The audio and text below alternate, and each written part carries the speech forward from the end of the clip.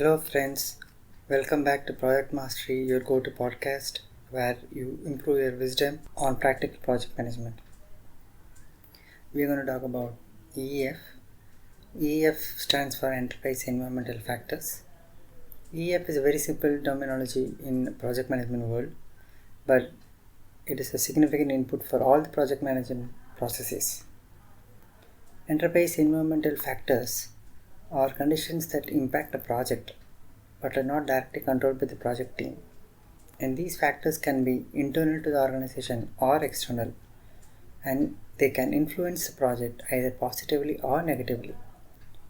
It is crucial to understand how EEF plays a very important role in your effective project planning and execution.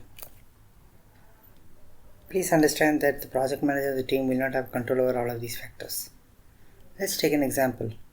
Internal factors comes along with the organization. For example, organization culture, organization structure, the infrastructure, and organization hierarchy. We also talk about the existing systems, which we call it as PMIS, which stands for Project Management Information Systems. PMI stands for Project Management Information System. It refers to all the systems that are used to track project information and help us in planning and executing projects.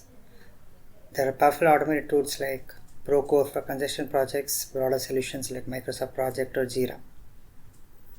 PMIS helps us in performing key functions that we do as part of project management.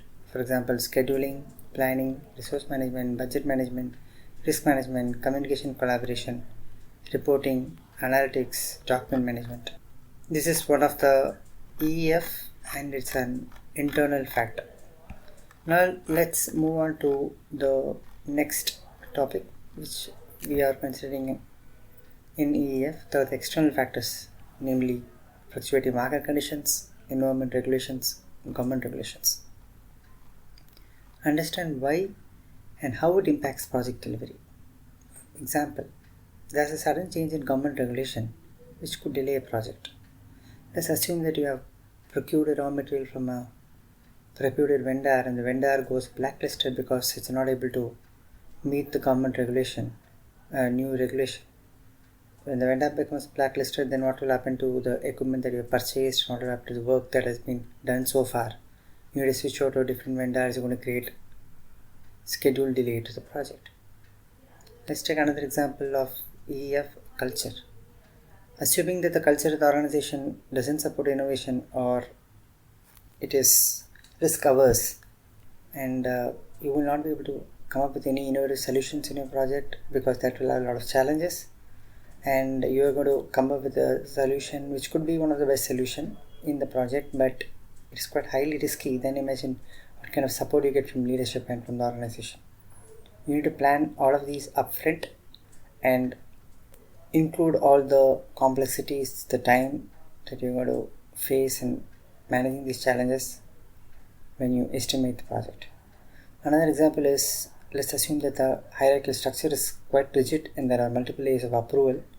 Even for small decisions, you're going to follow a path where there are a lot of approvals, then it's going to take time. You need to factor this time when you estimate the project, or you need to pick up a path where the number of approvals are minimum. One more example, infrastructure. Infrastructure is an internal EEF.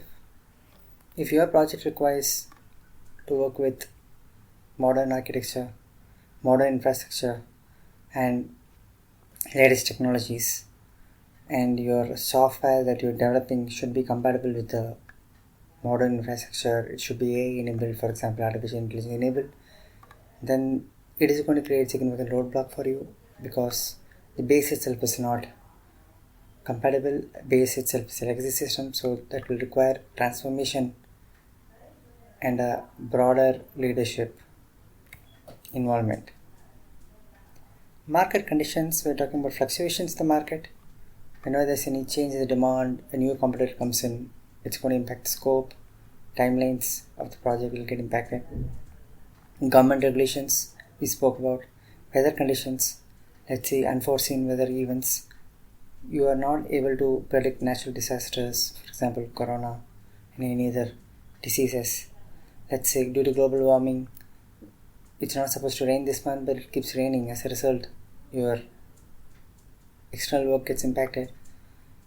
Construction projects will get disrupted due to these unforeseen weather events. And when we talk about political climate, political changes in government policies will also create uncertainty and affect the project funding. Economic conditions, especially inflation, interest rates, economic factors can also impact project budget financing. Let us say there is a war that's been waged in a particular location where you are going to launch a product soon.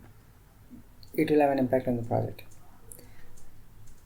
Essentially, what we are saying in this episode is a project is going to operate in an environment. A project is run within an environment which is dynamic in nature.